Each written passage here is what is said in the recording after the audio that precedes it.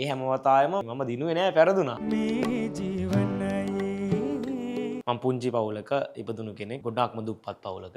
ජනගත වෙන්නේ හිරුස්ථා හරහා. ඩොක්ටර් කෙනෙක් වෙන හීනෙට මම ගියේ. මගේ ගෙදර තිබුණු සිටුේෂන් එක එක්ක ඒ මට්ටමට යන්න අමාරු වුණා. මං ජීවිතේ නිකන් කඩා වැටෙනවා වගේ වුණා ඒ කාලේ. හිත නුඹටම ආලයි නුඹේ ළඟ මනමාලයි. මල්ලි පවුලේ වැඩිමලාද? තමයි ගොතයි ඒ තුන් දෙනාට තාත්තත් මම අම්මත් මම. මිනිහා මේෂන් වැඩකට ගිහිල්ලා හරි මට අර සල්ලි ටික හොයලා දෙනවා ක්ලාස් යන්න.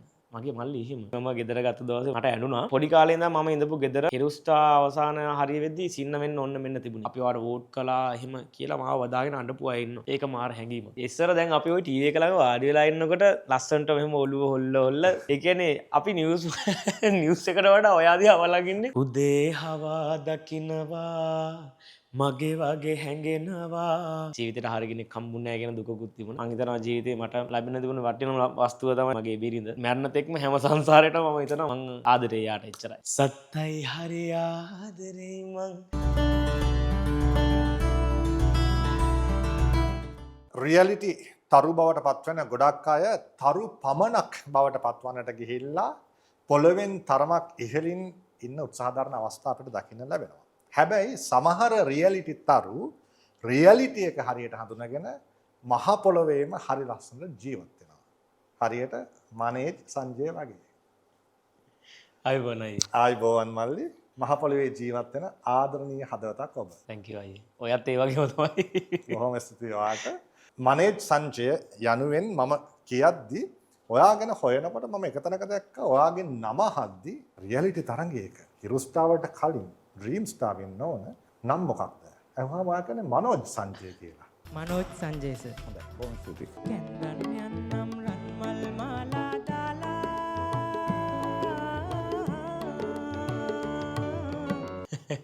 ඒක හරි රස කතාවක් තියෙන්නේ දැන් මේ මගේ නම මනේජ් සංජය. ඒක හරි. නැන්ද දාපු නම මගේ නැන්ද මනේජ් සංජය. කොහමරි උප්පැන්නේ හදන්න ගියාම දැන් ওই නම ලියද්දි වෙච්ච අකරතැබ්බයක් තමයි ඕක මනෝජ් සංජය. මම පස්සේ ඒක ආයෙ හදාගත්තා මනේජ් සංජය කියලා. මම හිතුවා දැන් ওই රීඩි තරංගයේ ওই මුල් දවස්වල යද්දි මට ලොකු අත්දැකීම් නැහැනේ. දැන් මම හිතුවා මේ මගේ උප්පැන්නේ තියෙන නමම හරියටම කියන්න ඕනේ කියලා. ඒ නිසා මම මනෝජ් කියලා කිව්වා. මොන අවුරුද්දද ඩ්‍රීම් ස්ටාර් යන්නේ? අවුරුද්ද නම් මට මතක නෑ අයියා. කොහොම හරි මට මතකද අවුරුදු 8කට 9කට වැඩි. සීසන් ගොඩකට try කළා මම. ඩ්‍රීම් ස්ටාර්, සුපර් ස්ටාර් ඒ හැම එකකටම මම try කරා. මම හිතා 8 පාරකට වැඩි වතාවල් ගන්න බැලුවොත් ඒ හැම වතාවෙම මේ මම දිනුවේ නෑ පැරදුනා. සාමාන්‍යයෙන් කීවෙනි වටය දක්වා වගේ ආවද හිරුස්ථා එන්න කලින්? මුලින් මේක කියන්න ඕනේ. මේ කියන්නේ මගේ පවුලකවත් ගායකයෙක් නෑ. ඒතර මම තමයි මේ try කළා මේ එතකොට මේ මගේ උපතින් ආපු හැකියාව අපි හිතමු 140යි කියලා. මගේ දැන් තියෙන හැකියාව 90ක් කියමු. ඊටු 150ම මම හදාගත්තේ ප්‍රැක්ටිස් කැපෙනවා ප්‍රැක්ටිස් කරනවා. වොයිස් ට්‍රේනින්ග්ස් කළා, අත්දැකීම් ගත්තා. කැපනකොට ඇයි කැපුණේ කියලා මම පස්සේ ගිහිල්ලා අහලා දැනගත්තා. එතකොට ඒ අඩුපාඩු ටික හදාගත්තා. එතකොට මම තරංගයකින් කැපෙනකොට මේ මට දුකයි. නමුත් මේ වරද මොකද්ද කියන එක මම ටික හදාගත්තා, ඉගෙන ගත්තා. ඔහොම තමයි මම ගමන ආවේ. පෙරදීමට හේතු වන වැරදීම හොයාගත්තා. ඒක ජයග්‍රහණයට වෙරදීමක් බවට පත් වුණා. හරියටම හරි. කොතනකවත් ආපස්සට ගියේ නෑ. නෑ. මම පුංචි පවුලක ඉපදුණු කෙනෙක්. එතකොට ගොඩාක්ම දුප්පත් පවුලක. මට ගායනයෙන් පුංචි හැකියාවක් තිබුණා. පුංචි කාලේ ඉඳන්ම මම try කළා. ඒක පෙන්නන්න, එකෙන් තැනකට එන්න එහෙම. ඒ අර ඌමනාව උනන්දුව තමයි මං හිතන්නේ අද මේ මට්ටමට මාව ගෙනාවේ කියන එක. ජනගත වෙන්නේ හිරුස්ථා හරහා. ඔව්. හිරුස්ථා මම අවසාන 7 වෙනියට තමයි කැපෙන්නේ. ඒකත් මම කියන්නේ ෆයිනල් ආවේ නෑ. ආසාවෙන් හිටියා ෆයිනල් එයි කියලා. අවසාන 7 වෙනියයින් මම ඉවත් වෙන්නේ. කොහොම හරි එතනින් ඉවත් වුණාට පස්සෙත් මම අත්හැරියේ නෑ. ඒක තමයි රහස. 7 වන තැනේදී ඉවත් වෙලත් අද හදවත්වල ඉන්නවා.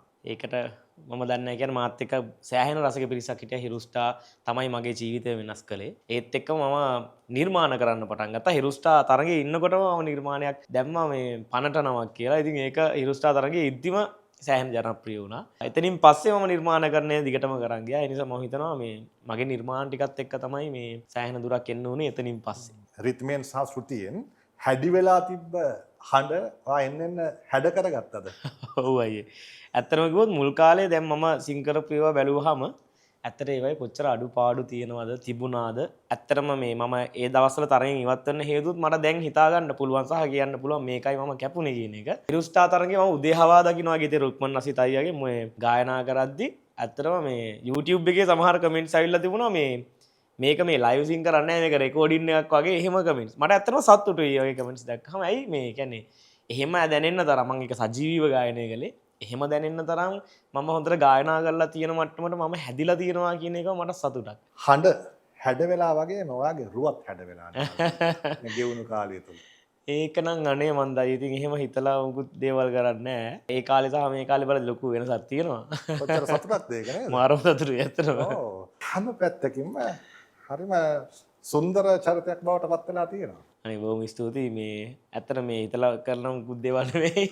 මේ එහෙනම් සතුටින් ඉන්නේ. සතුටින් ඉන්නවා. මං හිතන්නේ දැන් ගොඩාක් මානසිකව කියන්නේ අර පීඩණයෙන් අඩුයි. තරංගය ඇතුළේ තිබුණා කියන්නේ දිනයිද පරදීද ඊට පස්සේ එතනින් එහාට කොහොමද මගේ ස්ථාවරත්වය හදාගන්නේ කියන එක. හැබැයි අර අපේ අරමුණට ළඟා වුණාට පස්සේ එතනින් එහාට මම හිතන්නේ පීඩනය ගොඩක් අඩුයි. දැන් හරි සතුටින් ඉන්නේ. ඔය කොණ්ඩ විලාසිතාව කාගේ තීරණයද? කොණ්ඩේ මේ දැන් හොඳයි කියලා කියයි කමෙන්ට්ස් එකේ. දැන් කලින් තිබුණේ එහෙම නෙමෙයිනේ මෙහෙම තිබුණේ. ඒක මේ ඒක මම තමයි ඉතින්. මම කොණ්ඩේ වවන්න ආසයි. ඉතින් ඉස්සරින්දම සෑහෙන වවාගෙන හිටියා කාලයක් මේ දැන් තමයි මේ බැඳගෙන ඉන්නේ. විරුදත් කැමතියි. එයා නම් කැමති කොණ්ඩේ කපලා ඉන්නවට.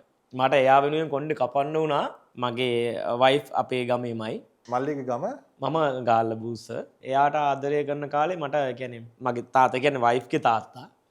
ඉස්කෝලේ යන කාලේද? නෑ මම හොඳ බූට් එකක් කාලා ඉන්න කාලෙක තමයි දැන් මට කියන්නේ හරි අරමුණක් තිබුණේ නෑ. කියන්නේ ජීවිතේට හරි කෙනෙක් හම්බුනේ නෑ කියන දුකකුත් තිබුණා. ඉතින් මගේ මොන්ටිසෝරි යාළුවා මගේ වයිෆ්. හරිද? මොන්ටිසෝරි කාලේ යාළුවා. ඉතින් දැන් ওই බූට් එක කාලා ඉද්දි ආව දැක්කාම මට ඉතින් පොඩි හිතක් ආවා අහන්න. මං ඉතින් මාස 6ක් විතර try කරා. මේ කැමති උනේම නැහැ. ඉතින් මොකද එක ගමේ හැබැයි අර මොන්ටිසෝරිනේ එකට හිටියට එහෙම ආල හිතක් පහළ වෙලා තිබ්බේ නැහැ. නෑ අම්මෝ ඒ කාලේ පොඩි නේ ඉතින්. ඒ කියන්නේ එයා හරි නිමුණු චරිතයක්. ඒ කියන්නේ ලොකුවට කියන සෝෂල් මීඩියාවත් එහෙම ඇක්ටිව් නෑ. එයාට කිව්වා ඉතින් මම කැමති කියලා. මුල් කාලේ කැමති උනේම නෑ. ඔයා මගේ යාළුවා එහෙම බෑ මේ එහෙම කියලා. ඊට පස්සේ කොහොම හරි ආදරය කියලා කිව්වා. හරියට මගේ උපන්දිනේ දවසේ ආදරය කියලා කිව්වේ. එතනින් එහාට ප්‍රශ්නේ තිබුණා අයියේ මං එතකොට මේ හික්කඩුව ශයිනි සංගීත කණ්ඩායමේ මේ ඉන්නේ. එතකොට බෑන්ඩ් එක පටන් ගන්න අලුත. තාත්තාට කිව්වහම මුලින්ම කැමති වුණේම නෑ. හේතුව මම මියුසික් කරන්නේ. ඒක කියන්නේ දැන් ගොඩාක් අය තියෙන ඉස්සරින්දම්ම තියෙන අර මතයක්නේ. මියුසික් කරන්නේ රස්තියාදු කාලේ කොණ්ඩේවවලා රස්තියාදු කාර්යය විලාසිතා ගොඩක් කරන හින්දා හිතනවා ජීවිතය ගැන අවබෝධයක් නෑ කියලා. ඉතින් මේ එහෙම මේ ප්‍රශ්න ටිකක් ආවා. කොහොම හරි මේ තාත්තා කැමති වුණේ නෑ. බාහිර පෙනුම හින්දා. ඔව් ඒ නිසා සහ මේ කියන්නේ ස්ථිර රැකියාවක් නොවන නිසා මං කිව්වා මං ගෙදරටම ඇවිල්ලා අහන්නද කියලා තාත්තගෙන් වයිෆ්ගෙන් ඇහුවා. ඇහුවාම එයා කිව්වා මේ හැබැයි ඉතින් ඔය කොණ්ඩේ වවාගෙන ඇවිල්ලා නම් ඕක කරන්න බෑ. මේ ඔයාට ඉතින් කැපකිරීමක් කරන්න පුළුවන් නම් කරන්න. මම එයාටත් නොකිය කොණ්ඩේ කැපුවා ගිහිල්ලා. ඒ කාලේ කොණ්ඩේ කපලා ඉවර වෙලා මම ඩිරෙක්ට් ගිහිල්ලා වාඩි වෙලා ඇහුවා. ඒත් ඉතින් ප්‍රතික්ෂේප වීම තමයි වුණේ. ඒ කිව්වත් එයා හොඳින් කිව්වා පුතේ මගේ බලාපොරොත්තුවක් නෑ ගමේම කෙනෙකුට දුව දෙන්න එක. දෙවෙනි එක ඔක ඔයාට ස්ථිර රැකියාවක් නෑනේ. ඉතින් එහෙම මේ ස්ථාවරත්වයක් නැතුව ඇත්ත. එයාගේ පැත්තෙන් හරි. තාත්තා කෙනෙක් වුණාම දුව ගැන එහෙම හිතන්න ඕනේ. ඉතින් ඔහොම ටික ටික මං මේ කොහොම හරි තාත්තව කැමති කරගත්තා. දැන් හරි සතුටින් ජීවත් වෙනවා. ඔව් ඇත්තටම සතුටින් ජීවත් වෙනවා. මම අර කිව්වා වගේ දැන් මේ තාත්තා තමයි මට පවුලේ හැමෝටම වඩා මට ආදරේ දැන්. එයා දන්නවා. ඉතින් මම එහෙම කාටවත් කරදරය කරන චරිතයක් නෙවෙයි. පාඩුවේ ඉන්නවා. ඉතින් එහෙම එයා ගොඩක් ආදරේ මට. මල්ලිගේ ජීවිතේ බිරිඳ සහ දරු දෙදෙනා. ඔව් ඇත්තටම ඒ එතනින් තොර ලොවක් මට නෑ. මං හිතනවා ජීවිතේ මට ලැබෙන තිබුණ වටිනම වස්තුව තමයි මේ මගේ බිරිඳ. මගේ දරුවෝ දෙන්න. ඒ තමයි මගේ ලෝකේ. මම දිනනකම් එයා වාඩි වෙලා බලන් හිටියා මේ හිරුස්ටා වේදිකාවත් මුල රවුන්ඩ් එකේ ඉඳන්ම. ඒ කාලේ මට යන්න ඉන්නවත් සල්ලි තිබුණේ නෑ. අතේ මේ ඒ කාලේ මට මතක විදිහට කොරෝනා. මේ එතකොට ෂෝස් නෑ මුකුත් නෑ. එතකොට මට වීදම් කරන්නවත් අතේ සල්ලි තිබුණා. මෙයා කොහොම හරි OIT කියලා කම්පැනි එකක වැඩ කළේ. එයා වැඩ කරන ගමන් එයාගේ පඩිය මට තමයි වියදම් කළේ. ඉතින් මගේ පස්සෙන් හිටියා මගේ හැම මොහොතකම. ඒ කියන්නේ එයා විශ්වාස කළා මම කවදා හරි මේ ගේම ගහනවාමයි කියන එක. ඇටෙන හැම මොහොතකම හයියක් වෙලා හිටියා. ඉතින් මං හිතනවා මං හරි වාසනාවන්තයි කියලා. ඉතින් අදටත් වචනකින්වත් ක්‍රියාවෙන්වත් කිසිම වරදක් මං එයාට කරලා නැහැ අද මේ වෙන තෙක්ම. සහ ජීවිතේ මරණ තෙක්ම හැම සංසාරේටම මම හිතනවා මට මං ආදරේ එයාට එච්චරයි. එයා ඔයාව ගොඩක් විශ්වාස කරනවා. ඔව්. ඒ විශ්වාසය ඒ විදිහට මම හැමදාම රැකලා තියෙනවා. ඒක නිසා මගේ ජොබ් එක ඇතුලේ අයියේ මේ කියන්නේ මම ඇවිල්ලා මේ සිංගර් කෙනෙක් ප්ලස් මම පර්ෆෝමර් කෙනෙක්. ඒ කියන්නේ ස්ටේජ් එක උඩ මම අර දැන් එක තැන ඉඳලා සින්දු කියන එකක් නෙමෙයි තියෙන අර එන්ටර්ටේන් කියන්නේ. ඉතින් මම ඉතින් දුවනවා නටනවා. ඔහොම සමහරලාට ගෑන් ළමෙක් ස්ටේජ් එකට අරගෙන ඩාන්ස් කරනවා. එහෙම අර දැන් මං දවසක් ඇහුවා මේ දැන් ඔයාට මේවා දකිද්දි මේ දුක හිතෙන්නේ නැද්ද? ඊර්ෂ්‍යා හිතෙන්නේ නැද්ද? ඊට පස්සේ මට ටිකක් මගේ දිහා බලන් හිතලා කියනවා මට ඉතින් එහෙම හිතෙනවා. මම දන්නවා ඒක ඔයා එහෙම වර්ධ කරගන්න දෙයක් නෙමෙයි. ඒක ඔයාගේ ජොබ් එක ඇතුළේ තියෙන දෙයක් නේ. ඔයා මනස නිදහස ඔයා කරගෙන යන්න. මේ මම ඒ ගැන ඔයා ගැන දන්න නිසා මට මේ දේවල් ගැන ආය අහන්න එපා වුම කියලා. ඉතින් ඒක හරි ආදරණීයයි. මල්ලි ඉස්කෝලේ යන්නේ කොහෙද? පවුලේ කවුද ඉන්නේ? මුලින්ම යන්නේ ගමේ ඉස්කෝලේට දීරානන්ද මහාවිද්‍යාලේ. ඒකෙත් පහවසට වෙනකම් මං මගේ වයිෆ් එක්ක ඉන්නවා. මොන්ටිසෝරි කාලේ යාළුවා එක ඉස්කෝලේ ඉගෙන ගත්තේ පහවසට වෙනකම්. පහවසරේ මම ශිෂ්‍යත්වයේ සමත් වෙලා ආයේ ගාල්ල විද්‍යාලෝක විද්‍යාලයට යන්නේ. ශිෂ්‍යත්වයේ සමත් වෙලා. එතකොට මට හොඳට ඉගෙන ගන්න පුළුවන්. මට O levels වලට ආයේ A7ක් B1 සහ S1 S1 ඉංග්‍රීසි වලට ඉංග්‍රීසි වලට ලොකුවට එළෙව්වේ නෑ. මට හීනයක් තිබුණා මේ සිංගර් කෙනෙක් වෙනවට වඩා ඒක අමතර දෙයක් විදියට මම try කරේම ඇත්තටම මේ ડોක්ටර් කෙනෙක් වෙන හීනෙට මම ගියේ. ඒ නිසා මම A levels bio science තෝරගන්නවා. A levels සමත් වෙන්න බැරි වෙනවා මට අපි කියන්නේ fail. ඒ කියන්නේ අයියා මේ මගේ ගෙදර තිබුණු සිටුේෂන් එක එක්ක කියන්නේ මට ඒ මට්ටමට යන්න අමාරු වුණා. මං දෙවතාවක් උත්සාහ කළා කොහොම හරි මේක කරනවා කියලා. ඒ අතරේ රැකියාවල් ගොඩක් කළා. ජීවිතේ කොට දාගන්න හරි මේක කරගන්න ගමන් කොහොම හරි මට A levels මිස් වුණා.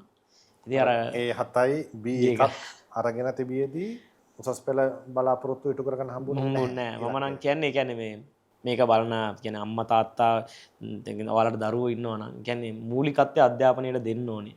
කොහොම හරි ඉගෙන ගන්න. ඉතින් මේ මට ඒ දේ කරගන්න බැරි වුණා. මේ ඒක මිස් වුණා. ඒක හරි දුකයි. ඉතින් මම දන්නවා මම හරියට කළා නම් මේ කියන්නේ හොඳට මට ඉගෙන ගන්න පුළුවන් හැකියාව තියෙනවා කියලා හැමෝම දන්නවා. ඉතින් මට ඒක මිස් වුණ එක හරි කියන්නේ මං ජීවිතේ නිකන් කඩා වැටෙනවා වගේ වුණා ඒ කාලේ. ඒ නමුත් ඉතින් කොහොම හරි මියුසික් වලින් හරි ඉස්සරහට යනවා කියලා හිතාගෙන තමයි අඩිය තිබ්බේ. ඔව් එතෙන්දි කොහොමද හැරවුම් ලක්ෂය ගත්තේ? ඔය මේ මම ඉස්කෝලේ ඉන්න කාලෙම මේ අපේ මියුසික් කලා සංදීප් ධර්මවර්ධන කියන මල්ලි කෙනෙක්. එයා දැන් ඉන්නේ ඉතලි වල. එයා තමයි මුලින්ම බෑන්ඩ් එක පටන් ගත්තේ බෙගර්ස් කියලා අපි ඉස්කෝලේ ඉන්න කාලෙම. ඒ සංගීත කණ්ඩායමේ දැන් මම ජොබ් එකකුත් කරන ගමන් ඒකේ වැඩ කටයුතුත් කරන් ගියා. පස්සේ ඒක නැවතුණා. ඊට පස්සේ ගාල්ල බැක්කරෝස් කියලා සංගීත කණ්ඩායමක් තිබුණා. ඒකේ පුංචි කාලයක් හිටියා. ඒකේ ඉන්නකොට මේ මට ආරංචියක් ආවා එක්කඩෝ ෂයිනි කියලා අලුත් සංගීත කණ්ඩායම පටන් ගන්න යනවා. ඒකට හොඳ සිංගර් කෙනෙක් හොයනවා කියලා. ඉතින් මම මැසේජ් එකක් දැම්මා ඒකේ ඕනගේ නම්බර් එක හොයාගෙන. ඉතින් ඒ ඕන තමයි ජනක දීප්ත කියන අයියා. ඉතින් මම එයාට මේ වෙලාවේ ගොඩාක් ස්තුතිවන්ත වෙනවා. එයා මාරම චරිතයක්, මට චරිතයක්. හදවතින්ම මගේ වීරයෙක් විදියට, ගුරුවරයෙක් විදියට සලකන මිනිස්සෙක්. ඔය කියද්දි මට මතක් වුණේ ෂයිනි එකේමනේ මංගල අයියා. මංගල අයියා හිටියේ ෂයිනි එකේ. ඔව් මංගල වැඩසටහනේදී ජනක ගැනත් ඒ වගේ මනේජ් ඔයා ගැනත් ගොඩක් දේවල් කිව්වා. ඇත්තටම සංස්කරණයේදී මට ඒ ගොඩක් දේවල් දාගන්න බැරි තරමට එයා මේ කළගුණ සලකමින් බොහෝ කාරණා සඳහන් කළා. මේ වෙලාවේ ඔය ෂයිනි ගැන කියපින්න මට කියන්න හිතුනේ. ඔහු කිව්වා නම් කාරණා 100ක් මට දාන්න හම්බුනේ 110. 10. ඔව්. ඇත්තටම මමත් ඒ ප්‍රෝග්‍රෑම් එක බැලුවා අයියාගේ. ඒක මාර හරවත්. කොහොම හරි මේ මම ජනකයට මැසේජ් එකක් දැම්මා අයියේ මට සින් කරන්න පුළුවන් ඕන සින්දුවක් කියන්න පුළුවන්. ඊට පස්සේ මට මැසේජ් එකක් දැම්මා ආවා මේ මල්ලි හෙට උදේ එන්න කියලා එකපාරටම. ඊට පස්සේ මට කිව්වා දන්න සොන්ග්ස් ටික කියන්න කියලා කිව්වා. සින්දු කීපයක් කියනුනේ මම වැඩේ සිලෙක්ට්. එතකොට ප්‍රසන්න වික්‍රමගේ කියලා දැන් ජනප්‍රියම ඔක්ටෝපැඩිස් කෙනෙක් හිටියා කලින් පර්පල් රේන්ජ් එකේ ඉඳපු. ඒ අයියා තමයි ඔඩිෂන් එකේ හිටියේ. සිලෙක්ට් කරන්න. ඉතින් මම සිලෙක්ට් වුණා ඔඩින්ම. මම හිරු ස්ටාර් එකෙන් ඉවත් වෙලත් අවුරුදු 3ක් හෝ 4ක් මම සංගීත කණ්ඩායමේ හිටියා. අර පහන් කණුව මුල අඳුරුයි කියලා කතාවක් තියෙනවා මල්ලි. දැන් පාරේ තියෙන පහන් කණුවක් ගත්තාම ඒ පහන් කණුවේ ඉහළ තමයි විදුලි පහන් එළිය තියෙන්නේ. හැබැයි මුල තියෙන අන්ධකාරය. ගොඩක් සතුටින් ඉන්න චරිතවල අතීත කතාව හොයාගෙන ගියාම අම්මෝ ඇත්තටම ඒ කියන්නේ මම කිව්ව මම සෑහෙන කට්ටක් කෑවා ඇත්තටම. මල්ලි පවුලේ වැඩිමලාද? එතකොට සහෝදර කීයද? සහෝදර සහෝදරියෝ? සහෝදරයෝ 3 දෙනෙක් ඉන්නවා. සහෝදරයෝම 3 දෙනෙක් ඉන්නේ. ඉතින් අත්තම කිව්වොත් අයියේ ඒ 3 දෙනාට තාත්තත් මම අම්මත් මම ලොකු අයියා විදියට මම තමයි ඔක්කොම බලන්නේ. කුඩා කාලේ ඉඳලම හරි නැත්නම් ඔයාලට දැනෙන්න හැඟෙන කාලේ ඉඳන් ඒ වගකීම ආදාරනවා. ඔව් අයියේ. ඒ කියන්නේ මේ මෙහෙමයි. හිරු ස්ටාර් ඉන්න කාලේ මම කිව්වේ මම A levels කරන් try කරන කාලේ සමහර මාසවල අපේ මල්ලි මියුරාන් එයා මේ දෙවෙනි මල්ලි. එයා මේ දැන් මට පන්ති සල්නවා ඉඳපන් අයියේ මම දෙන්නම් කියලා මේ මිනිහා මේෂන් වැඩකට ගිහිල්ලා හරි මට අර සල්ලි ටික හොයලා දෙනවා ක්ලාස් යන්න. මගේ මල්ලි එහෙම. ඉතින් මේ මම ඒකට හරි ආදරේ. ඉතින් අදටත් මේ අද මම මේ ඉන්න තත්ත්වේ මම කොහොම හරි දැන් මම ආර්ථිකමය ස්ථාවරත්වයේ ඉන්න තාක්කල් මම හිතනවා මට පුළුවන් වෙයි කියලා. මම හැමෝටම මගේ අම්මයි තාත්තයි වෙලා තමයි ඉන්නේ කියන එක. අදටත් ඔය 4 දෙනා හොඳ බැඳීමින් ජීවත් වෙනවා. ඔව් අනිවාර්යෙන්ම. දැන් ඒකෙන් මල්ලිලා දෙන්නෙක් මැරි කරලා ඉන්නේ. ඉතින් ඒ හැමෝගෙම වගකීම මම මට පුළුවන් විදියට කරේ තියාගෙන යනවා. පොඩි කාලේ ඉඳන් ඔයා විසින්ම ඔයාව නිර්මාණය කරගත්තනේ. ඔව්. තමන්ගේ පිහිට තමන්මයි කියන තැන ඉඳන් තමයි ඔයාව හදාගන්නේ ඔයා. ළමා කාලයේ යෞන් කාලයේ ගෙවනකොට මිනිස්සෙකුට වරදින්න තියෙන ඉඩ ඕනෑ තරම්. ඔව්. කොහොමද හිත හදාගෙන? මම දන්න විදියට ඔයා මත්පැනින් තොරයි. ඔව්. අප දන්නා දුසිරිතෙන් ඔයා තොර කෙනෙක්නේ. බොන තැන්වල ඕන තරම් ඉන්නවා. යාළුවොත් එක්ක ඕන තරම් ඉන්නවා එහෙම. ඉතින් ඒගොල්ලෝ විඳින අතලක මං මෙහෙම ඉඳගෙන විඳිනවා. වයිෆ් කොහොමත් මගේ චරිතයට තමයි දැන් අයියලා දකින්න චරිතයටම තමයි මගේ වයිෆ් ආදරේ වුනේ. ඉතින් ඒක ඒ විදියම තමයි හැමදාම. එයා දැනගත්ත මම බැන්දට පස්සෙත් මගේ එහෙම ආදරේ වෙනසක්වත් එහෙම චරිත වෙනසක්වත් එහෙම ඒ වගකීම සහිත තරුණයෙක් නිර්මාණය වෙන්නේ කොහොමද? මම හිතනවා ඔය අර අයියා කිව්වේ මේ කියන්නේ විදුලි පහන් කනුව පාන් වල තියෙන අඳුරු ඒක පුංචි කාලේ විඳපු අත්දැකීම් එක්ක ඒ දේවල් එක්කම තමයි එහෙම නිර්මාණය වෙන්නේ නැත්තේ කියලා. කියන්නේ වාට ගොඩක් අය හරි ආදරෙයි. ඒ ආදරයට හේතුව කොහොමද නිර්මාණය වෙලා තියෙන්නේ? ආට හිතා ගන්න බෑ. මම හිතනවා මම සමහර ජීවිතේ ගත්ත තීරණ ඒ වගේ දේවල් මිනිස්සු දැන් අපිට දැන් මිනිස්සු ගොඩක් බලන්න ඒගොල්ලොන්ට පේන දේ ඉන්නේ. ඉතින් මම හිතනවා මගේ අතුලාන්තයත් ඒ වගේම තමයි. ඒ දේවල් දැකලා තමයි ඒගොල්ලෝ තීරණය කරන්නෙත් එහෙම කියලා. ඉතින් ඒක මම හිතන්නේ ඒගොල්ලොන්ට දැනුණු දේ හරි. මම ඒ විදිහම තමයි. දැන් මම මේ කතා කරන කෙනාම තමයි මම ගෙදර ගිහිල්ලත් ඉන්නේ. එහෙම කිසිම වෙනසක් නැහැ. වයිෆ්ටත් එහෙමයි. අදටත් මම කවදාවත් අතක් උස්සලා නැහැ ජීවිතේට. එහෙම මේ කවුරු හරි එක හිතමනාපකමක් එහෙම වුණ කෙනෙක්වත් මට එහෙම මතකෙකුත් නැහැ ඉතින්. එහෙම නැහැ. හැමෝම එක්ක හොඳින් ඉන්න කෙනෙක්. ඒ නිසා තමයි මම හිතන්නේ මිනිසුන්ට එක දැනෙන්නේ නැති. ඔය දැන් මම සර්ප්‍රයිසස් කරන කියන්නේ වෙඩින්ස් වල කියන්නේ හරි ආදරේ මම මේ දේවල් මගේ මේ ජොබ් එක ඇතුලේ තියෙන දේවල් ටික. මොකද මගේ ගීත වල මිනිස්සු ගොඩක් ආස කළා. ඒ වෙඩින්ස් වලට ඔයාට හොඳ ආදරණීය ඉල්ලුමක් තියෙනවානේ. අයියා කියන්නේ මට ඇත්තටම දැන් ලබන අවුරුද්දේ මැයි ජූනි අගෝස්තු ඒ ඩේට්ස් උත් බුකින් ගොඩක්. ඒ කියන්නේ වෙඩින්ස්. වෙඩින් එකක් කියන්නේ අයියේ මේ මියුසිකල් ෂෝ එකට වඩා හාත්පසින් වෙනස්. එතන තියෙන හැඟීම. ඒ දෙන්නගේ ජීවිතයේ ලස්සනම දවස, ආදරණීයම දවස. සමහර දේවල් මතක් වෙද්දී ඒ දෙන්නට ඇස් වලට කඳුළු වෙනවා. ඒ කියන්නේ ඒගොල්ලෝ කාපු ආදරය වෙනින් විඳපු දුක. දැන් මගෙත් කතාවක් තියෙනවනේ ඒ වගේ දැන්. ඒ දේවල් එක්ක ඒ කියන්නේ මගේ සෙෂන් එක මම හදාගත්තා. ඒක හරි ආදරණීය විදියකට. මම හිතන එක වෙනස්. ඒකද ඔයා ගායන ලස්සන සින්දුවක් තියෙනවා නේද? සත්තයි හරි ආදරේ. හරි ආදරේ. ඒකත් මං ඉරුස්ටායිද්දිම නිකන් මං එතකොට ශානිකා මදුමාලි අක්කා. එතකොට මං සාමාන්‍යම කොල්ලෙක් බෑන්ඩ් එක සින් කරන. යා සුපර්ස්ටාර් පළවෙනි වෙච්ච කෙනා, කිරලා දිනපු කෙනා. මං නිකන් කතා කරලා ඇහුවා අක්කේ අපි දෙන්න එක්ක කව එකක් වගේ කරමුද කියලා. ඊට පස්සේ කිසිම මේ ලෝභකමක් නැතුව මම මේ සාමාන්‍යම සිංගර් කෙනෙක් කියන එක හිතන්නෙත් නැතුව මල්ලි අපි කරමු කියන එක වචන විතරක් දුන්නා. අපි දෙන්නම වොයිස් කළා. ඉතින් ඒකත් හිතුවේ නැති විදිහට ජනප්‍රිය වුණා. ඒක ටිකක් අපි ගයමු. මාමත කේරඳේවා ඔබේ සිහිනේ නැවේවා හැම මොහොතක්ම පාසා ඔබ මාගේම වේවා සදාකල්ම නැහැර යන්නේ දිවුරා කියන්නම් සත්තයි හරි ආදරේ මං සත්තයි හරි ආදරේ මං. අනික පහුගිය දවස්වක ඔයාගෙන හරිම ආදරෙන ඔයාගේ හිතවතුන් සහ ඔයාට සුබ පතන්නන් කතා කළා. ඔයා හරි ලස්සන ගියා. අලුතෙන් අරගෙන ඒකට පදිංචියට ගියා නේ. ඔව් ඒ කියන්නේ මම ගෙදර ගත්ත දවසේ මගේ ඇත්තටම මේ මට ඇඬුණා. හේතුව මේ පොඩි කාලේ ඉඳන් මම ඉඳපු ගෙදර මේ හිරුස්ටා අවසාන හරිය වෙද්දී සින්න වෙන්න ඕන්න මෙන්න තිබුණේ. හිරුස්ටාගෙන් එළියට බයිනකොට මට මගේ කියලා සින්දු දෙකක් විතර තිබුණා ජනප්‍රිය ගණේ. ඒ කියන්නේ මම හිරුස්ටා ඉද්දි දාපු සින්දු ටිකක්. එතකොට ඒ සින්දු දෙකක් සහ මට ආදරේ මතක් කරනවා රුක්මන් අසිත අයියා. අවුරුද්දක් විතර එයාගේ උදේ හවා දකිනවා සින්දුව. මට අවුරුද්දක් විතරම කියන්න දුන්නා මල්ලි ඔයා ජීවිතේ ගේම ගහගන්න කියලා. එතකොට මට ටික ටික ප්‍රසංග හැදීගෙන එනවා. කොහොම හරි මම මුලින්ම කළේ මේ මගේ මහගෙදර වේරපු එක. මුලින්ම හම්බෙච්ච සල්ලි වලින් මාස කීපයක් කරේ අවුරුද්දක් හරි මට මතක විදියට කොහොම හරි සල්ලි ටික එකතු කරලා ගලේ ගෙදර වේරගත්තු එක. ඊට පස්සේ කොහොම හරි මට ආසාව තිබුණා අයියේ මේ ගෙදරක් ගන්න. මොකද මට ගෙයක් නැති නිසා මම හිටියේ මගේ වයිෆ් ගේ ගෙදර. එතකොට අපිට තිබුණේ ඉස්සරහා පුංචි කාමරේ. දැන් මිහින්නේ හම්බුනාට පස්සේ දැන් එයාටයි අපි තුන් දෙනෙකුට ඉන්න ඉඩමදි.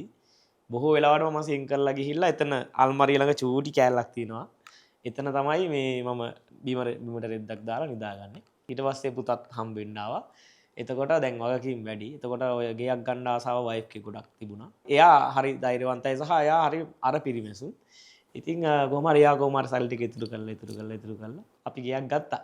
ඒක ලස්සන ලොකු ඇදගයක්. අනේ බොහොම ස්තුතියි. මොකද මේ අපි විඳපු දුක් අපේ දරුවෝ විඳින්න ඕනේ නැහැ කියන එකේ මම ඉන්නවා. අපි ඒ ගැන හිතලා තමයි ඔය තීර ටික ගත්තේ. ඔය හැම රුපියලක් ගානේ මම ස්ටේජ් වල නිදි මරාගෙන කියපු සින්දු වල එතකොට ඒ මහන්සිය ප්‍රතිඵල තමයි ඔය මම අත්විඳේ. ඇත්තටම මම ස්තුතිවන්ත වෙනවා මට. ඒ කියන්නේ මගේ ගමන යන නිර්මාණ ටික හදලා දීපු අපේ ගීත රචකයෝ ටික එතකොට සංගීත අධ්‍යක්ෂකවරු ටික හැමෝම හරි ආදරෙන් මතක් කරනවා. විශේෂයෙන්ම ප්‍රසන්න කුමාර දම්මලගේ අයියා. එයා තමයි මම හිතන්නේ මංගල අයියටත් මටත්. එයා තමයි මම ජනප්‍රිය වෙන්නත් නේද බුදුබණ පදයක් ඔව්. කියන්නේ. ඒ ප්‍රසන්න අයියා ලියපු ගොඩ කියන්නේ ජනප්‍රියම ගීත තියෙනවා. ඒ කියන්නේ මේ උස්සංගොඩ කඳුමුදුනට අපේ චාමර අයියාගේ එතකොට කුසුම් සරා අපේ දමිත් අයියාගේ. එහෙම කියන්නේ යා මුල සිට අගට අගසික මුලට මාර විදිහට වචන ගලපන මිනිස්සෙක්. කියන්නේ ජනගත විය යුතු චරිත. අනිවාර්යෙන්ම ජනගත වෙන්න ඕනේ. එයා තමයි මේ අපි දෙන්නව පස්සෙන් හිටියේ. තාමත් අදටත් එහෙමයි. හැබැයි ජීවිතේට දැකලා නැහැ. මං හිතන මංගලයි දැකලත් නැතිව වෙන්න ඕනේ.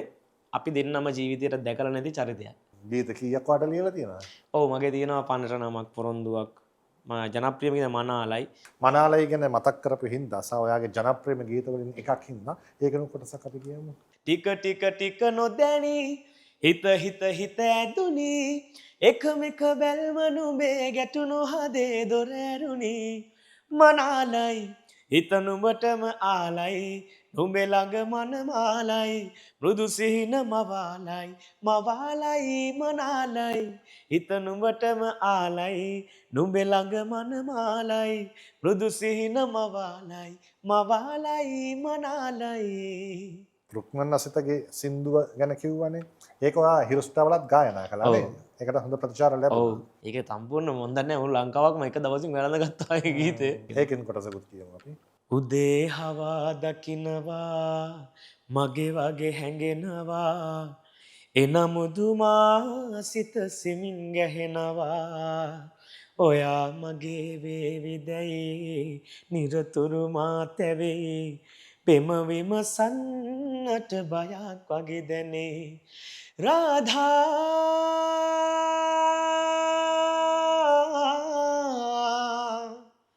ඔබ මා සිතේමයි සඳසේ දිලේමයි මහරෑ පුරා හැඟුම් මවන්නා උදේ හවා දකින්නවා මගේ වගේ හැඟෙනවා එනමුදු මා සිත සිමින් ගැහෙනවා එනමුදු මා සිත සිමින් ගැහෙනවා. ඒකට හොඳ SMS ප්‍රමාණයක් සහ ප්‍රතිචාරයක් ලැබුණා. ඔව් SMS එක දින වෝටින් සිස්ටම් එකක් ඔව් ඒ සෑහෙන ඡන්දනේ. ඔව් ඒ කියන්නේ මට ශිහාන්ස කිව්වා වෝට් බාර් එක බලන් ඉද්දිපන් මෙහෙම ගියේ කිව්වා. මගේ ගුරුවරයා ශිහාන්ස අවුරුදු 2ක් තිස්සේ මට මාර කියන්නේ මගේ පාර මාර විදිහට හදපු මිනිස්සෙක් මං හරි ආදරේ මතක් කරන අපේ ශිහාන්සව. දැන් කට්ටිය අහනවා කමෙන්ට්ස් වලින් මං ශිහාන්ට සර් කියන්නේ ඇයි කියලා. දැන් ඒකත් මෙතන කියන්න ඕනේ ශිහාන් සර් තමයි මට අවුරුදු 2ක් තිස්සේම හිරුස්ටාගේ මාව ගයිඩ් කළේ. ඉතින් ඒක නිසා තමයි මං සර් කියන්නේ. ඇත්තටමයි ගරු කරයුත්තෝ ගරු කරන්න ඕනේ. මොකද මේ මං එහෙම ආසයි. මම අයියේ මේ පුංචි කාලේ අවුරුදු 10යි එතකොට. මට සින්දු කියන්න පුළුවන්. එතකොට හර්ෂණ දිසානායක අයියගේ සින්දු තමයි ඒ කාලේ කිව්වේ. දහම් පාසලේ ඉස්කෝලේ සමිති වල හැමදැනම හරි ප්‍රසිද්ධයි. ඒ කාලේ පොඩි හර්ෂණ කියලා කියනවා මට ඉස්කෝලේ මේ දහම් පාසල කාලේ. අපේ ගමේ සංගීතයක් තිබුණා ෆ්ලෑෂ් බෑක් තමයි ප්ලේ කළේ. අවුරුදු 10යි එතකොට මට. සාමාන්‍යයෙන් හරි අමාරුයි මේ එහෙම කෙනෙකුට සින්දුවක් කියන්න ගන්න ෆ්ලෑෂ් බෑක් වේදිකාවක. මට අවස්ථාවක් හම්බුණා එක සින්දුවක් කියන්න. මම කිව්වේ ඉරෙන් හඳෙන්. සිංකල්ලා ඉවරනාට පස්සේ දැන් මං පඩිපෙළ ළඟට බහින්න යනකොට මේ රොෂාන් අය මයික් එක අරගෙන මට කතා කළා මේ ස්ටේජ් එකට. කතා කරලා කිව්වා මේ දරුවා කවදා හරි දවසක ලංකාවේ හොඳ ගායකයෙක් වෙනවා අනිවාර්යෙන්ම. ඒක නිසා මම පොඩි ගිෆ්ට් එකක් දෙනවා කියලා මට ඇම්ලොප් එක දාලා එතකොට රුපියල් 2000ක ඒ කාලේ හැටියට ලොකු මුදලක් ඒක මට. ඉතින් මට හරිම සතුටුයි සහ මට තව ගීතයක් කියන්න කිව්වා. ඒක මට අදටත් ජීවිතේ මතක තියෙනවා. තාමත් ගෙදර ෆොටෝ එක තියෙනවා. ඉතින් මේ අද රොෂාන් අයියා මට ගීතයක් නිර්මාණය කරලා දුන්නා. ඒක ෆ්ලෑෂ්බැක් රොෂාන් අයියා අම්මා කියන්නේම සසරක් කියලා. මට මාරම සතුටුයි. මම හිරුස්ටා වේදිකාවේ අවසාන 7 වෙනියකින් ඉවත් වෙන්නේ. මම හිරුස්ටා වේදිකාවේ කැපෙන දවසේ මම කිව්වා මගේ හීනේ තියෙන හිරු මෙගා බ්ලාස්ට් වේදිකාවේ සිං කරන එක කියලා. මම තරඟයෙන් ඉවත් වෙලා අවුරුද්දක් යන්න කලින් මම හිරු මෙගා බ්ලාස්ට් වේදිකාවට මේ නගිනවා. ඒ ඇචීව්මන්ට් ටික හරි ඉක්මනට මම කළා. සහ මේ මම හිරුස්ටා සීසන් 5 එකේ මුල් රවුන්ඩ්ස් වල මම ජජ් බෝඩ් එකේ හිටියා. එතකොට මම ආපු තැනින්ම මම ඒක ඇත්ත හිතුවේ නැති ඇචීව්මන්ට් එකක් ඒක. මම හිතුවේ නැති දෙයක්. මාර ලස්සන ජර්නි එකක් මම හිතනවා. මල්ලි හිරුස්ටා දෙවෙනි අදියරේදී තමයි 7 වෙනිය බවට පත් වෙන්නේ. හැබැයි පළවෙනි අදියරේදීත් තරඟ කරනවා. ඔව් ඇත්තටම තරඟ කරන එක රවුන්ඩ්ස් ගොඩාක් අපි ඉස්සරහට ගියා. මම සහ මංගල අයියා අපි දෙන්නම තරඟට ඉදිරිපත් වුණා. ඇත්තටම ගොත් මංගල අයියා සිං කරනකොට මේ රෝමෝද්ගමනය වෙනවා කෙලින්ම ස්ටේජ් එක උඩ වුණත්. මං හරිම ආසහනක් තමයි මංගල අයියා මේ දැන් මේ වෙලාවේ කියන්න ඕනේ ඇත්තටම මේක නොකියුවොත් වැඩක් නැහැ. අද චාමර අයියට මිනිස්සු ආදරය කරන්නේ කොහොමද? චාමර වීරසිංහට. අද දමිත් අසංක අයියට මිනිස්සු ආදරය කරන්නේ කොහොමද? ඒ කාලේ එච්.ආර්. ජෝතිපාල මහත්මයාට මිනිස්සු ආදරය කළේ කොහොමද? මම හිතනවා දවසක එතන මංගල ඩෙනිස් කියන චරිතය අනිවාර්යෙන්ම ඉන්න ඕනේ. මොකද එයා කරපු නිර්මාණ ටික ඒවා නොමැරෙන ඒවා. තාමත් හරි ඇගීමක් ලැබෙන්නේ නැහැ කියලා තමයි මට හිතෙන්නේ මිනිස්සයාට. ඒක ලැබෙන්න ඕනේ. මගේ හොඳ යාළුවා. දැන් මමයි මංගල අයියයි හිරුස්ටා එකේ එකටම ඇප්ලයි කළේ. මගේ සිංගින් කැපැසිටි එක සහ මංගල අයියගේ සිංගින් කැපැසිටි එක ඒ වෙනකොට හොඳ මට්ටමක තිබුණේ. අපි දෙන්නම BMICH එකේ ඔය ලයිව් රවුන්ඩ්ස් එකට අපි ඇප්ලයි මේ අපි දෙන්න සිලෙක්ට් වෙලා හිටියේ. එතකොට එතන ඉද්දි අපිට කිව්වා අද සිලෙක්ට් වෙන හැමෝම රෑ 8:00 වෙනකන් අද මේකේ ඉන්න ඕනේ. මේ ප්‍රෝග්‍රෑම් එක ඉවර වෙනකන් එහෙම කියලා. අපි කල්පනා කරා එදා අපිට හෙක්ඩෝ ෂයිනි බලපිටියේ ෂෝ එකක්. දැන් මොකද්ද කරන්න කියලා. ඊට පස්සේ මේ අපි ගිහිල්ලා ඇහුවා. ඇත්තටම කිව්වේ ඔයාලට තරඟයේ අවශ්‍යතාවය තියෙනවා නම් අද ඉන්න. තරඟයේ අවශ්‍ය නැත්නම් තරඟයෙන් ඉවත් වෙන්න කියලා. ඒ කියන්නේ මේකේ රූල්ස් එක්ක මේ විනය නීති බොහොම තදයි. ඒ නිසා හැමෝටම අපිට අවස්ථාවල් දෙන්න ගියොත් හැමෝටම දෙන්න වෙනවා. ඒ නිසා හැමෝටම එක නීතියක් කියලා කීවා. ඒ වෙලේ අපි දෙන්නම කල්පනා කරලා මංගලයි ගියා මික්කෝ මනේෂ් මොකද කරන්නේ අපි යමුද මොකද මේ ෂෝ එකත් අනාතයි දැන් මේ අපි දෙන නැති වුණොත් යමුද කියලා. පස්සේ මමත් එකඟ වෙලා අපි දෙන්නත් එක්ක ආවා BMICH එකේ මැද හරියක් කරන ගමන් හිතන මංගලයට මතක ඇති කියලා. දැන් රොකී ජරම් කියලා එතකොට ඉන්නවා මේ බෑන්ඩ් එකේම තව සිං කරන්න මල්ලි කෙනෙක්. එයාත් හොඳට සිං කරනවා. මං කිව්වා රොකිත් ඉන්නවනේ මංගලයි මමත් ඉන්නවනේ. මං කිව්වා ඔයා මේ පාර ගේම ගහන්න. මොකද මං අද ෂෝ එක ගිහිල්ලා අදින්නම්. ඔයා මේ හිරුස්ටා එකට යන්නකෝ කියලා. ඊට පස්සේ මුලින් මෙයා කැමති වුණේ නැහැ. ඊට පස්සේ බොස් මොනවා හිතයිද දන්නේ නැහැ. මං කිව්වා බොස් මුකුත් හිතන්නේ නැහැ. එයා හරි හොඳයිනේ. කොහොමත් මං එයාට තීරණ කරලා දෙන්නම්. එක මේ දෙවෙනි එක මේ chance එක ඔයාට ආයේ ඉද කියලා අපිට හිතන්න බෑනේ. එතකොට මංගලයට මට මතක විදිහට අවුරුදු 30ක් හෝ 29ක් මට මතක විදිහට. එතකොට රියැලිටි වල අර වයස සීමාවක් බලපාන ඉස්සරහට මං කිව්වා මේක උපරිමෙන් try කරන්න කියලා. ඊට පස්සේ කොහොම හරි ඒ තීරණය ගත්තා. අවසානයේ මංගලයි හැරුණා. මම ආවා. කොහොම හරි බස් එක නගිනකොට මම පිටිපස්ස සීට් එකේ මම ඉතින් ඇත්තටම මට ඇඬුණා ඇත්තටම එදා. ඇයි ඇඬුනේ? එතකොට මම දන්නවා මටත් යමක් කරගන්න පුළුවන් කියන එක තිබුණාද කියන එක. ඉතින් කොහොම හරි ඒක මිස් වුණා. හැබැයි මංගලයිගේ මුල් රවුන්ඩ්ස් ටික ඔක්කොම බලන්න මම හරිම ආසාවෙන්. පළවෙනි සින්දුව මංගලයි කියද්දි අපේ ඇඟේ කෙලින්ම එයා සිං කරද්දි කෙලින්ම ඒක වෙනම ලෙවල් එකක්. එතනින්ම අපි හිතාගත්තා කොහොමත් මෙයාගේම ගහනවාම තමයි කියන එක. ඇත්තට ඒ කැපකිරීම වලට හරි අගයක් ලැබුණා කියලා මම හිතනවා. ඉතින් සීසන් 2 එකේ මම try කරා. සීසන් 2 එකනවා තමන්ගේ හිතවතා වෙනින් ලස්සන කැපකිරීමක් කරපු කෙනෙක්. මම හිතනවා මම ටිකක් අදි සංවේදී. ඉතින් ඇත්තට මම ගැනම හිතනවට වඩා මම ටිකක් බරට අනුන් ගැන හිතන හැම පැත්තෙම හිතලා තීරණ ගන්න කෙනෙක්. يعني කාගේවත් හිතක් රිද්දන්න මම ආස නැහැ. ඒ එහෙම තීරණ ආගෙන ජීවිතේ යවාසිට තියෙන වෙලාවලුත් තියෙනවා නැත්තේ නෑ. ඒ නමුත් ඉතින් මම හිතනවා එහෙම හොඳයි කියන එක. මංගලක ප්‍රතිචාරය උනේ මොකක්ද ඒ වෙලාවේ? මංගල අයියා කොහොම හරි ආවා ෂෝ එක ළඟට. බල පිටියේ අන්තිම හැබැයි ෂෝ එක එතකොට ඉවර වෙනවා. එන්ඩ් ස්ටොප් එක යනවා. ඇවිල්ලා මංගල අයියා එතන අපේ බෑන්ඩ් එකේ සෙට් එකත් ඉස්සරහම ෂයිනි දැනටත් ඉන්න ඒ සමාජික ටික.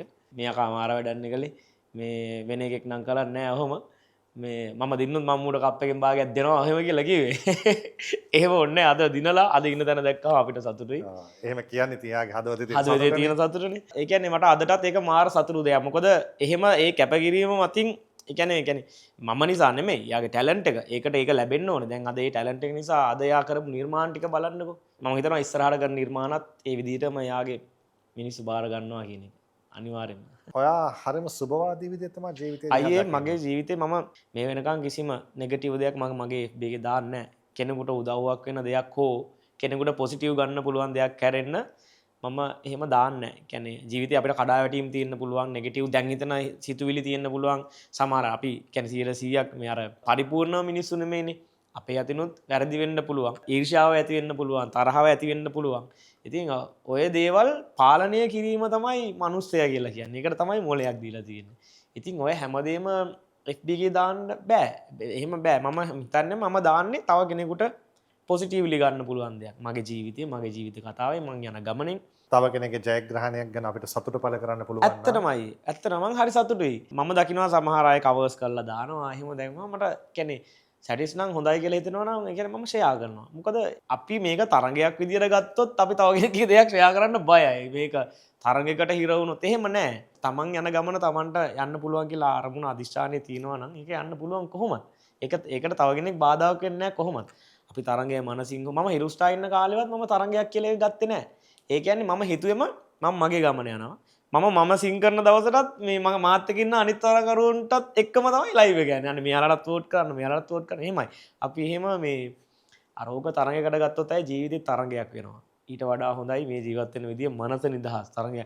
අරයට මෙච්චර තියෙනවා, මෙයාට මෙච්චර තියෙනවා. එහෙම කියලා හිතේ මං ඒක කොහොම හරි ගන්න ඕනි, මං එතින්ට කොහොම හරි යන්න ඕනි කියලා එහෙම හිතන් ගියොත් ඒක හරි මානසික වදයක්. එතනින් එහාට ජීවිතේ නෙමෙයි කිනිම රේස් එකක් නේ තියෙන්නේ. එහෙම ඕනේ නැහැ. මම කියන්නේ මංගලයත් කිව්වා ඕකම. මම හිතන්නේ අපි මේ යන ගමන මේ කියන්නේ මොන දේ තිබුණත් මොන දේ නැතත් සතුටින් යන්නයි ඕනේ. සමහරලාට ඔය මේ මට මගේ අතින් ගෙන එක වරදක් තියෙනවා. දැන් ඉස්සර එහෙම අයියේ මම ෂෝ සමහර දවසට 3-4 ගන්නවා. කොහොම හරි දැන් ෂෝ කලබලයිනේ. දැන් මාත් එක්ක සෙල්ෆි ගහන්නත් කට්ටිය බලන් ඉන්න පල්ලෙහා. ඒ නමුත් සමහරලාට ඉතින් මට කරන්න දෙයක් නැහැ. කඩාගෙන බිඳගෙන දුවනවා. ඉතින් ඇයි ඊළඟ ෂෝ එකට යා ගන්න ඕනේ කොහොම හරි. එක වෙලාවක මම දැන් දුවනකොට ගෑනු ළමෙක් මගේ පස්සෙන් එනවා මට මොකක් හරි මේ කියන්නේ gift එකක් හරි මොකක් හරි ෆොටෝ එකක් හරි හදලා මට ඒක ගන්න ඕනේ. එදා මම කල්පනා කළා ගෙදර ඇවිල්ලා ආන්ටි මේක මෙහෙම කරන්න ඕනේ නැහැ. මම එදා හිතාගත්තා උඩරිම එකක් හෝ දෙකයි ගන්න. දැන් මෙතනින් එහාට ගන්න නැහැ කියන එක. මේ එතකොට මට පුළුවන් මට ආදරය කරන මිනිස්සුත් එක්කත් ගැටලා සෙල්ෆි ටිකක් අරගෙන පාඩුවේ ඊළඟ ෂෝ එකට යන්න කියලා. ඉතින් එහාට සීමා කළා. දැන් උඩරිම එකක් හෝ ඒ ළඟම තියෙන තව එකක් කරෙන්න ගන්න නැහැ. ඒ කියන්නේ ආවත් ගන්නෙ නැහැ. ගන්න නැහැ. ඇත්තටම ගන්න මම අපේ මේ මැනේජ් කරන මල්ලිටත් කිව්වා මේ එහෙම ෂෝස් ගන්න එපා ළඟම පැයක දුර වගේ තිබුණොත් අපි ගමු ඒ හැරෙන්න එපා කියලා දැන්. මොකද මේ මට ඒක හරි කම්පනයක් වුණා මේ පස්සේ මම හිතුවේ මට වැන්ලා කොහේ හරි දාලත් ඇති කියලා නෑ. ඒ නංගි ඊට පස්සේ ආයේ ෂෝ එකදී හම්බෙලා මට කතා කරා මං කිව්වා අනේ නංගි සමාවෙන්න මට ෂෝ එකට යන්න තිබුණේ හින්දා මට දුවන්න උනේ කියලා. ඒ කියන්නේ මගකට දුවද්දි තමයි මම ඒක දැක්කේ. එතකොට හැරෙන්න බෑ. ඒක හින්දා. ඒ වගේ සියුම් දේවල් ඔයාලට දැනෙනවා ඒ ලොකුවටම දැනෙනවා. මට නම් මං එහෙම ලොකු මිනිස්සෙක් නෙමෙයි. හැබැයි ඔය සමහර තැන්වලදී මාව දැක්කහම ඇඬෙන අය ඉන්නවා. ඒ කියන්නේ අපි වාට වෝට් කළා එහෙම කියලා මාව වදාගෙන අඬපු අය ඉන්නවා. ඒක මාර හැඟීම. එහෙම කියද්දි අපි වාට වෝට් කළා. ඒ සතුට ඒ මිනිස්සුන්ගේ ඇස් වලින් මට කලින් එළියට එනවා කියන්නේ ඒක කියා ගන්න බැරි තරම් හැඟීම. ප්‍රේක්ෂක ආදරය ගෞරවයෙන් තමයි පිළිගන්නේ නේ. අම්මෝ. මොකද ඒක නැත්තම් අපි මේ ගමන ඇවිල්ලා නැහැ. ඉතින් ඒ නිසා ඒක හැමදාම මතකයේ තියෙනවා. ඔයා ආදරණීය චරිතයක්, ඔයා බොහොම ජනප්‍රිය චරිතයක්, සාර මං කලින් කිව්වා වගේ පොළවේ පය ගහලා ජීවත් වෙන චරිතයක්. ඒ නිසා තමයි මම ඔයාට ආරාධනා කරන්නේ සහ ඒ නිසා තමයි රට ඔයාට ආදරය කරන්නේ. ඒ ආදරය පිරුණු ආරාධනාව පිළිගත්තාට මල්ලිට බොහොම ස්තුතියි. ඔයාලත් බොහොම ස්තුතියි. ඉස්සර දැන් අපි ওই ටීවී එක ළඟ වාඩි වෙලා ඉන්නකොට ලස්සනට මෙහෙම ඔළුව හොල්ල ඒ කියන්නේ අපි නිවුස් එකට වඩා ඔයා දිහා බලන් ඉන්නේ. ඒ කියන්නේ ඒ තරම් ලස්සනට ඔයාගේ ප්‍රසන්ටේෂන් එක සහ අපි මේ නිවුස් නේ. අපි හරි ආසාවෙන් බලන් හිටියා ඒ කාලේ. එයාව සජීවීව මෙහෙම දැකලා අයත් එක්ක කතා කරන්න හම්බෙච්ච එක මට මාර සතුටක් අයියේ. ඉතින් මම ඔයාටත් ගොඩක් ස්තුතිවන්ත වෙනවා. ඔයා වගේ ලෙජන්ඩ් කෙනෙක් මට මෙහෙම ආරාධනා කරාට ඔයාගේ මේ ලස්සන වැඩසටහනට. බොහොම ස්තුතියි මල්ලි. හැමදාම සතුටින් ඉන්න වරම ලැබෙන්න කියලා මතනවා. ඔයාටත් ගොඩක් ස්තුතියි. thank you අයියේ.